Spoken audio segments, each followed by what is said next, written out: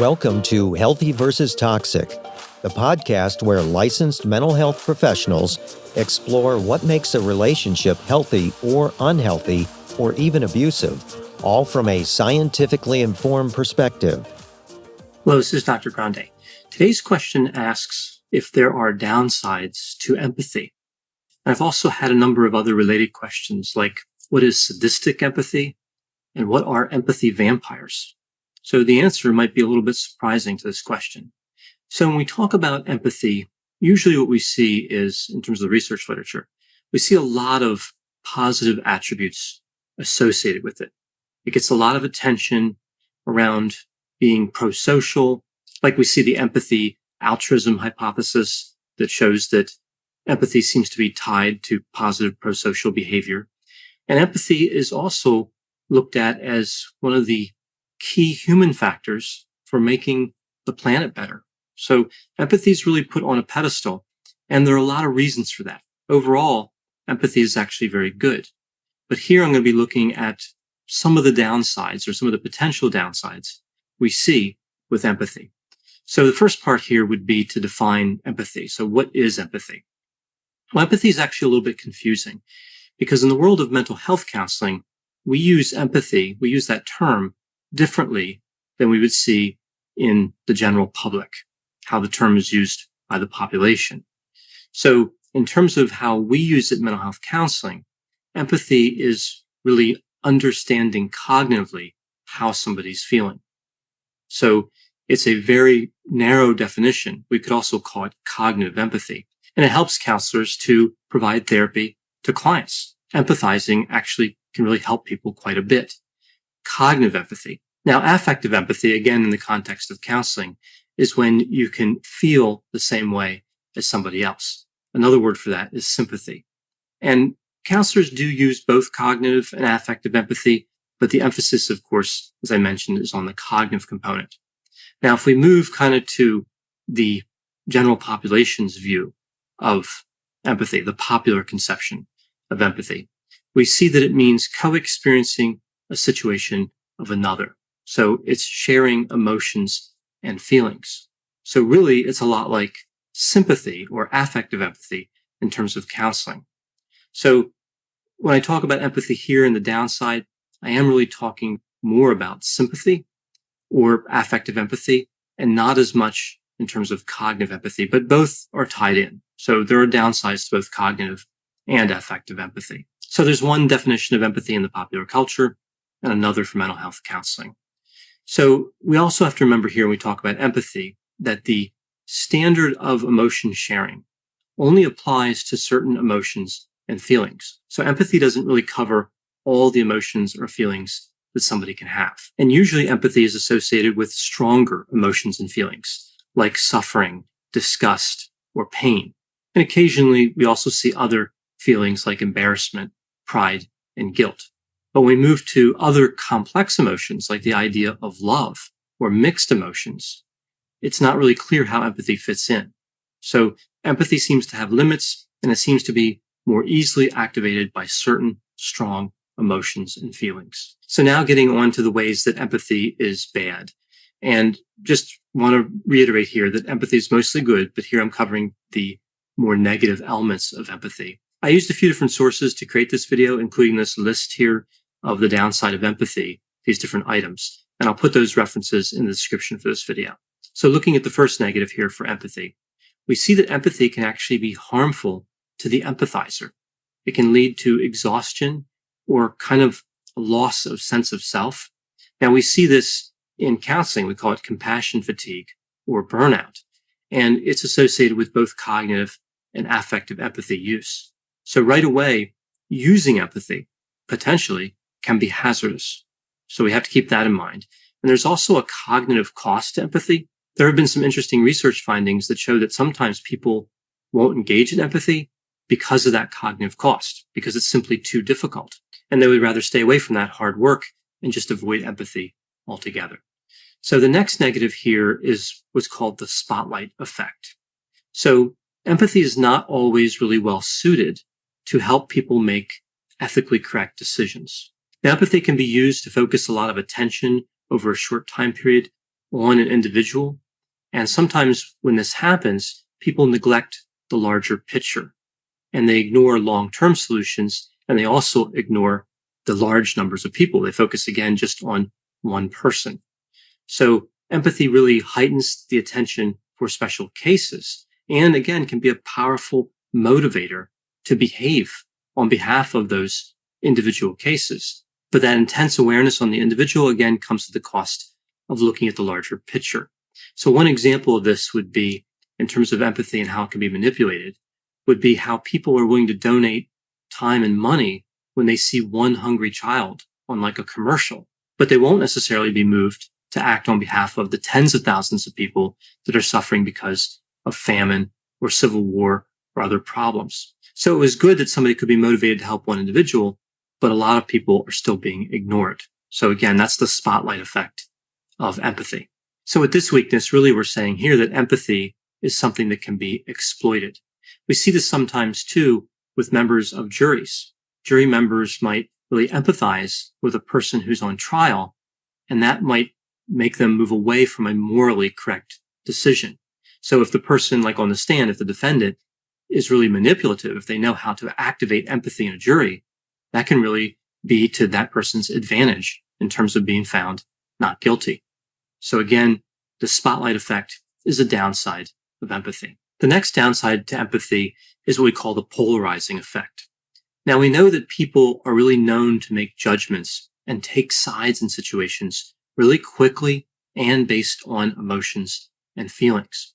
And when someone's drawn to empathize with people, this can lead them to agree with the opinions, emotions, and viewpoints of those people they empathize with. So in a conflict, like in a war, people may support the side they have empathy for, but at the same time, neglect the other side. So in a sense, empathy can lead to war, can lead to people taking sides in a war, and it can even lead to murder. Now, what happens here with conflicts and when people empathize with one side is they tend to look at the other side, the opposing force, as unfair, undesirable, evil, unlikable, and morally wrong, really in a lot of different ways. So it's not just good feelings for the person or the people that they empathize with. It's also bad feelings for the enemy, so to speak, the other side, the side that becomes interpreted as the enemy by the empathizer. Hi, I'm Matt Harris. Seton Tucker and I host the podcast Impact of Influence, which for 2 years covered in depth Alec Murdaugh, who was eventually convicted in 2023 of murdering his wife Maggie and son Paul. That story continues to evolve, and we will cover that. Plus, we will tell you stories of other true crime events that have happened in the South. Please join us on Impact of Influence. And give us a follow on the Impact of Influence Facebook page. Greetings from Evergreen Podcasts. We're rolling out a listener survey, and we want to hear from you.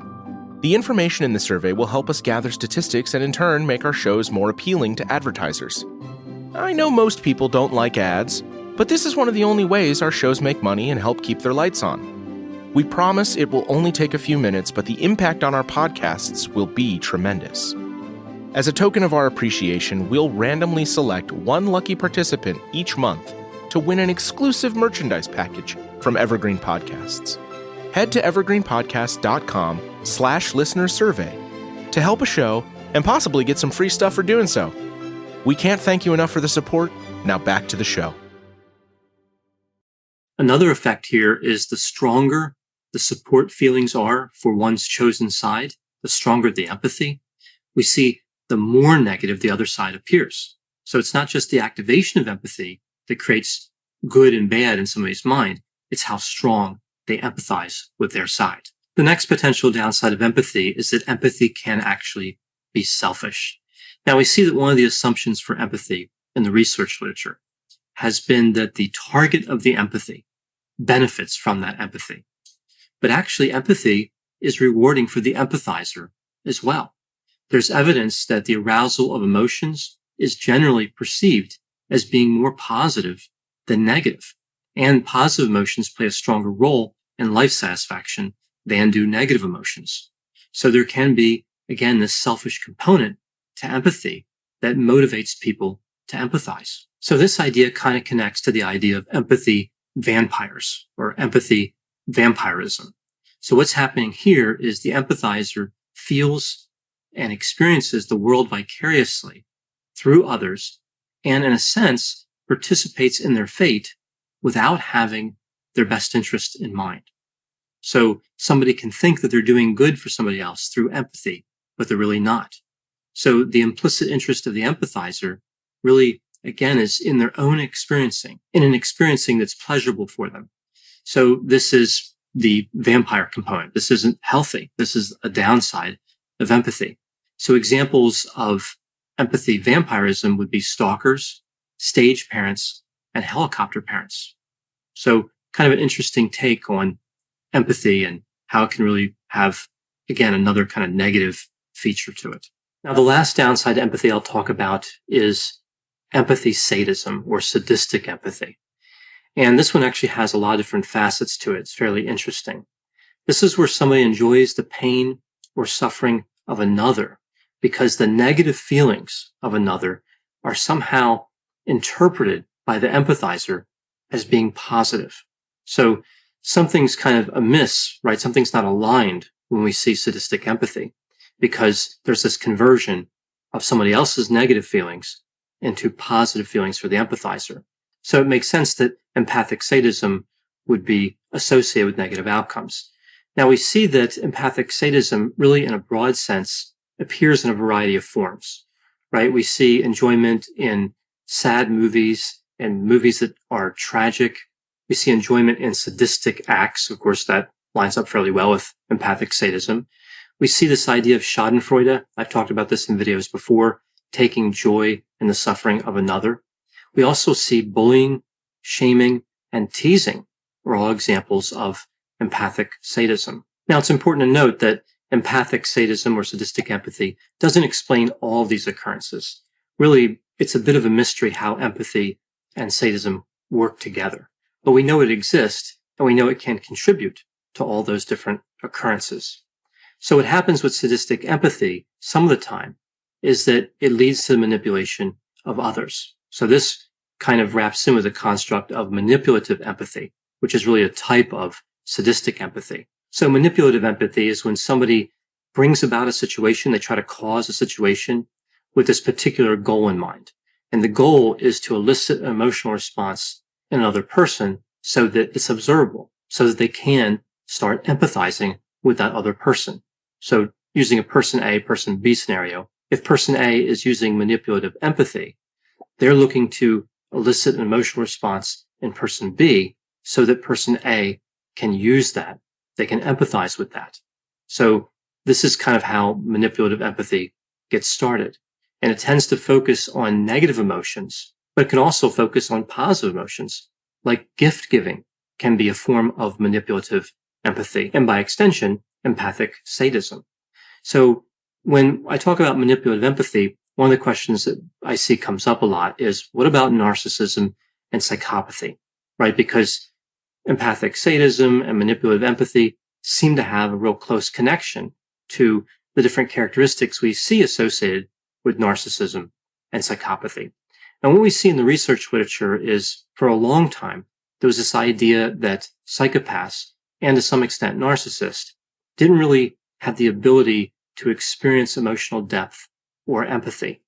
But now the research literature seems to be pointing in a different direction. It appears that with psychopaths and narcissists, it might not be as much about not being able to experience empathy, but not choosing to focus on areas of empathy. Now, there could be some reduced empathic functioning as well mixed in there, but we know that most people who are psychopathic and narcissistic still have a capacity for empathy. Now, a lot of times with psychopathy and narcissism, we do think that cognitive empathy is really pretty much fully intact and that affective empathy may be compromised a little. But again, there's a capacity, of course, for both types of empathy. So those are some of the downsides of empathy. So with this idea, of course, that empathy is mostly good, and then we hear about the downside, we hear about these potential pitfalls. What do we do? What do we do with this new information about empathy and how empathy can really have marked shortcomings?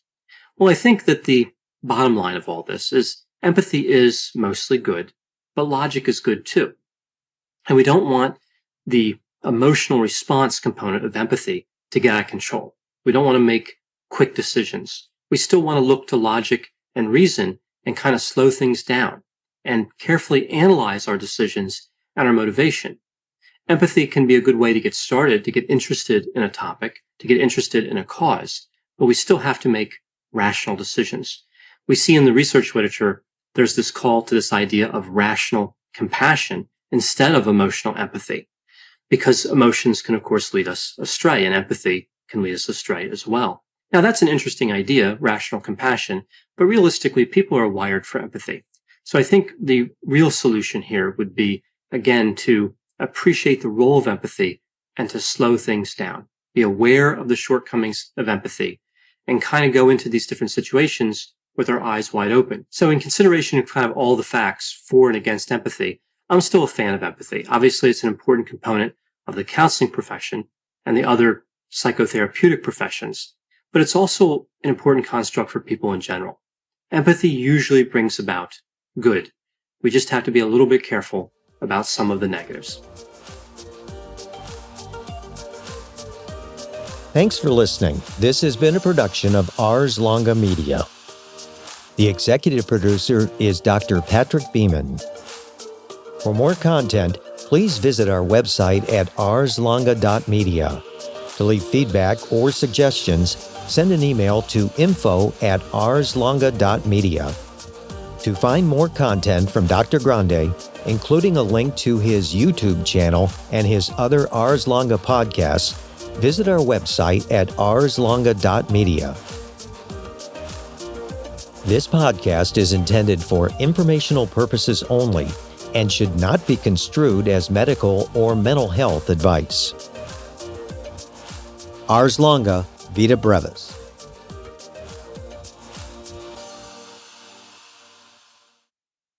Hi there, I'm Heather Drago. And I'm Sarah Saunders. We host the podcast, That's a Hard No, about saying no and setting boundaries. So you can become that true and empowered you that this world needs. Saying no isn't just okay. It's the key to living an authentic, fulfilling life. I'm a licensed professional clinical counselor, so while this podcast is in no way a replacement for one-on-one therapy, I suppose I know what I'm talking about. I'd say so. We talk about learning to say no and set healthy boundaries and how it impacts mental health, physical health, relationships, parenthood, and more. Subscribe wherever you get your podcasts and visit our website, hardnopodcast.com. We're here to help you find your no and say it unapologetically.